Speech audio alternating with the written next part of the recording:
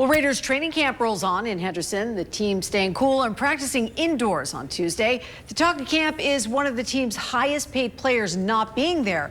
Christian Wilkins being cut last week. That's right. Now the Silver and Black, they are in the news for non-football reasons. Our sports reporter Nick Walters and Taylor Rocha have the latest on the Raiders' D-line drama.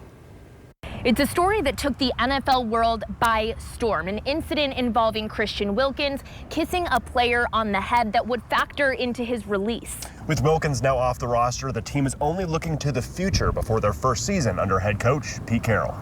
Kind of moved on from the situation. I have no comment to make. We made a decision on what we're doing, and we're moving with it. Ignore the outside noise. There's always going to be outside noise. You know, we're the Raiders. People are always going to have something to say about us. The Raiders made national headlines last week with the bombshell decision to release Christian Wilkins, cutting what was expected to be a superstar's time in Vegas to only 5 games. The Raiders' splash signing disagreed on whether to get a second surgery on the Jones fracture in his foot. The 29-year-old filing a grievance with the NFLPA as the Raiders withhold about $35 million of guaranteed money from Wilkins' 4-year, $110 million contract. But as we learned last week, there's more to it. Sources tell KTNV details on an inappropriate incident expediting the release of Wilkins, who also has a documented history of behavioral issues.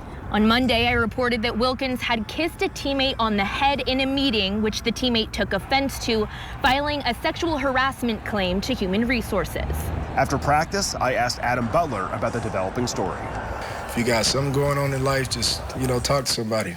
Get some therapy. Whatever your deal is your deal. Somebody out there in this world full of billions of people is willing to listen. Sources tell me that Butler was in the room where the incident happened, but he did not wish to comment on it further. I reached out to his agent on Saturday, but have not yet heard back.